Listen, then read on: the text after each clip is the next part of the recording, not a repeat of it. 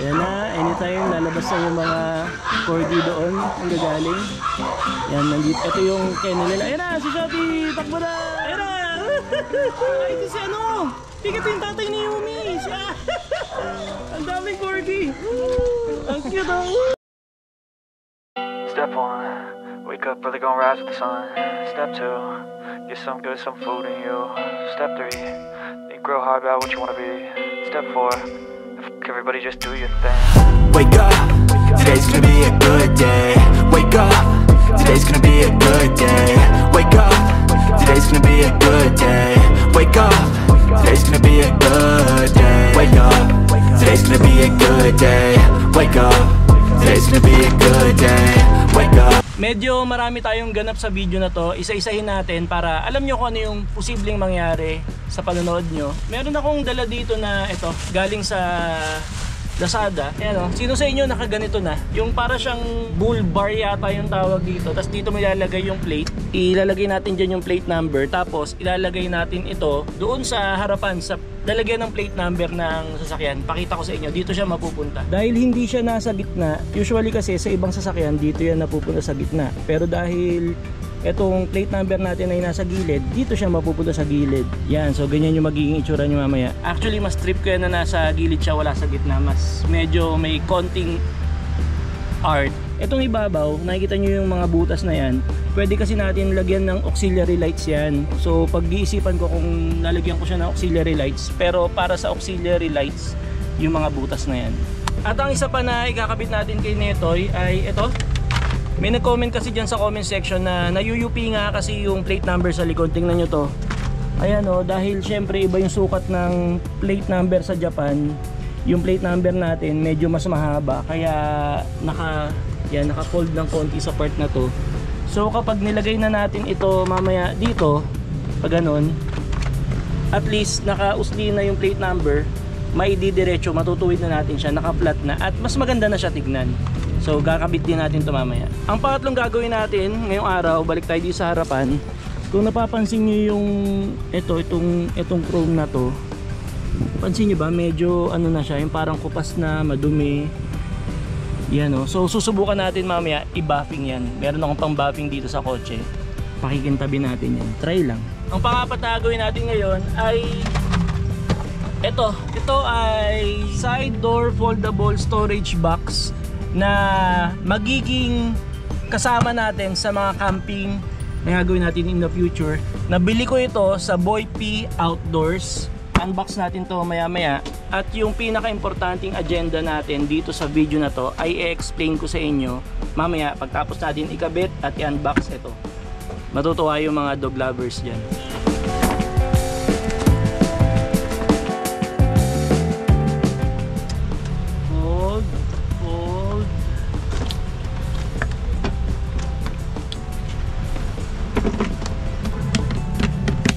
And the best part, pati yung kabila oh.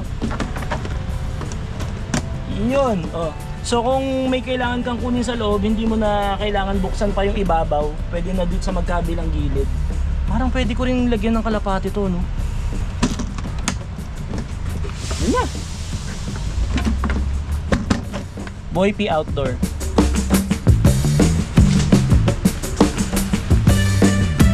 Nakita ko lang na naglalakad-lakad. Ito yung isa sa mga pinaka-paborito kong insekto. Praying mantis. Bata pa eh. Alam nyo kung anong gusto ko sa insekto na to? Nagpipray siya. Yeah, stig kasi to eh. Stig to. Gusto ko tong insekto na to. Pero baby pa yan. Papakawalan ko yan. Go. Mas ka na.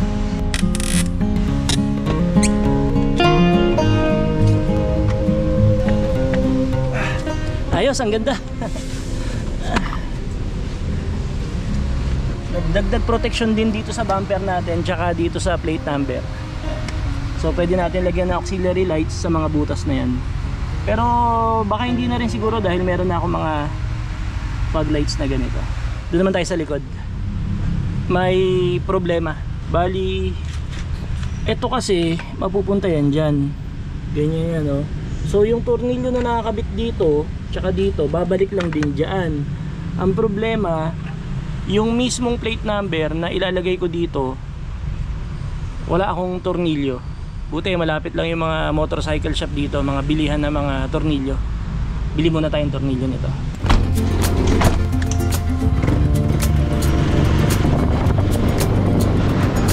Nakakamiss mag-vlog ng nakamotor ah.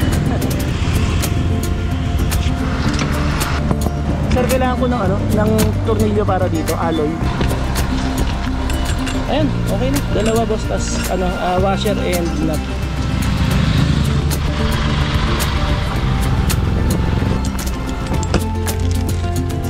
Tinamahan na ako ng gutom. Buti minatira pa ng mga crackers na binili ko nung time na nag-camping kami nila Boy P sa San Miguel, Bulacan. Nakabili na ako ng tornilyo, washer, stainless na yan. Kaya all goods na tayo sa mga tornilyong kailangan natin dito sa likod.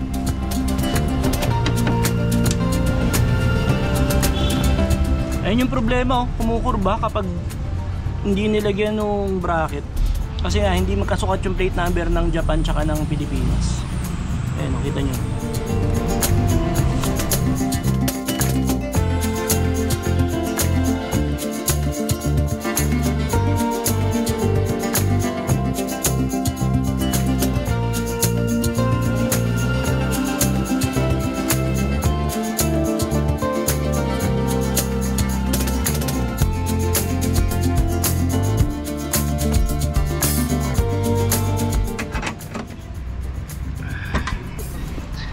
Na, tapos na yung harap tsaka yung likod natin na bracket ng plate number.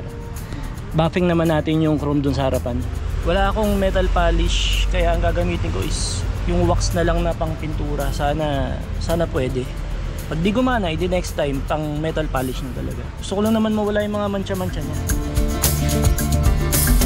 Damay ko na yung wood nandito na eh.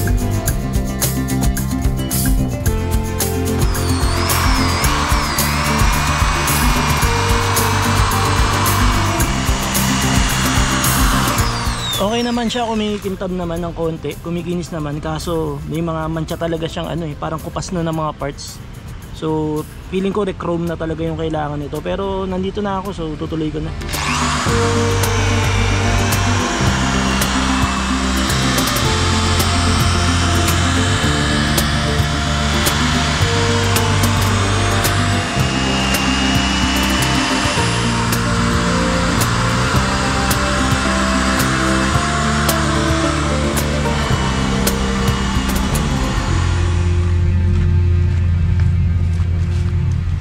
Plate number bracket sa harapan, check. Buffing ng chrome, X yan. Boy P outdoor camping box, check yan. At ang pinakahuling agenda natin sa video na to, at yun yung talagang gagawin natin para ngayong araw, meron kasi kaming aso.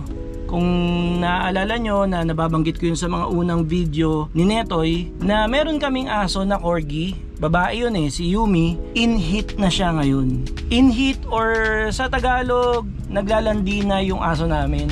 Kaya dadalhin natin si Yumi doon sa kaibigan ko na meron siyang mga aso na nag-i-stud. Matutuwa kayo kung mahilig kayo sa dogs. Marami kayong makikitang magagandang aso mamaya. As in, magagandang aso. Karamihan pa imported.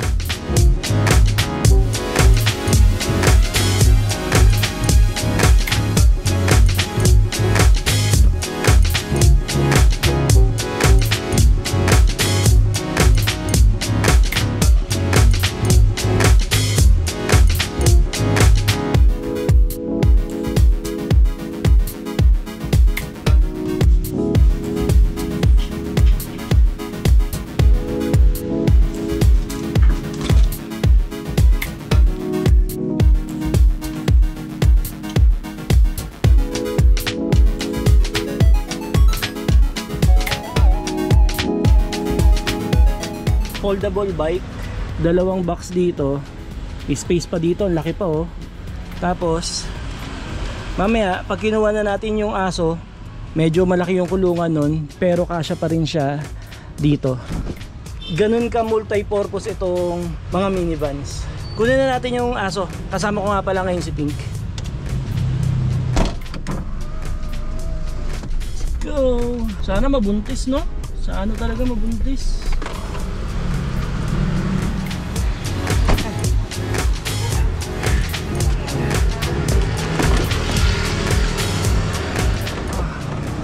Tingnan nyo to.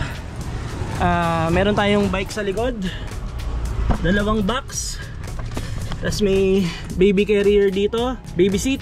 Diyan yung driver, dito yung passenger na isa, tapos isang medium size na pet carrier dito kasi papastad natin ngayon si Yumi. Ayun na, kasama na natin si Pink. Hindi ako tinulungan magbuhat. Tinulungan ko kita.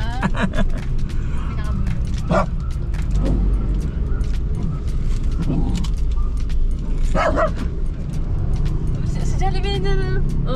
Jollibee! Baka naman! Libre. Wala na. Yung Jollibee statue doon na po nabuhay. Sa harap ng pintuan. Yan, nandito na tayo sa pupuntahan natin. Dito sa may Kaingin, sa may Kawayan. Pumili kayo sa dogs, dyan lang kayo. Marami pa siyang aso? Parang ikaw yung natuwa. Marami pa siyang aso? Hindi ba alak? Akala ko pa isa lang eh. Marami siyang dogs. Shotty? Sobrang dami. Yun talaga yung ano siya, veterinary siya, si Doc Maya. And then, marami rin siyang stud dogs. Iba-ibang breed. May Corgi, may Siberian Husky, kung ano-ano pa. Yung ganda po dito. Oh, lawak niya. Puro dogs yan, Pink. Ayun, si Shotty. Tama, Shotty bro, no? Yan si Shotty. Siya ang mabait ba? Siya mag-i-stud kay Yumi. Yan si Shotty. Ang kulay niya is black-headed tricolor. Itim, dalawang klase kasi tricolor. Red-headed tricolor. Itim yung likod pero madilaw yung dito. Siya is black-headed tricolor kasi itim yung ulo niya. Tapos itim din yung likod. Ang cute! Mag-blower po! Ang cute! Ang cute! Napaka-pogi mo naman! Kumbaga sa tao, parang Alden Richards yung level ng pogi nito. Makikita natin ilalabas sa lahat ng stud na corgi. Ang gagandang popogi nito. Abangan natin. Ayan na, anytime lalabas na yung mga corgi doon. Ang gagaling. Yan, nandito. Ito yung kennel nila. Ayan na, si Shotty! Takbo na! Dududu! Shotty! Ayan na! Ito, red-headed tricolor yung tawag sa kulay na to.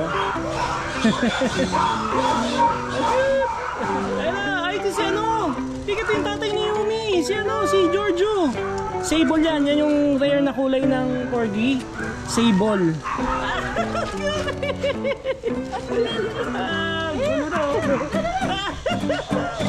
Ayan, ang daming corgi! Ayun pa isa! Ang daming corgi! Wala! Ano sa'yo? Ay, ang cute nila kung sitok mo doon, oh! Let's go! Ang dami nila daw. Oh, pero wala na yan. Ayun isa, si Mojo yun, di ba? Ang cute! Ang cute, ito si Shotty, yung nag-stud kayo yun. Oo, ang ganda rin, red-headed tricolor. Yan, RH yan, red-headed tricolor. Ito, red and white, yung pinaka-common na kulay ng corgi. Ito pa, isa pang red and white. Ang liit! Cute, oh! Sino ka? Lucio. Ay, ang ganda ng balahibo naman ito. Ano pangalan ito? Tako. Ang ganda ng balahibo niya. Import yan, di ba? Import? Ano, tinitrim niyo ba yan? Kaya ganyan? Ganyan talaga siya? Ang ganda niya. Ito pinakamagandang balahibo. Ito pinakamagandang balahibo sa kanya. Ang ganda. Ang ganda ng balahibo niya.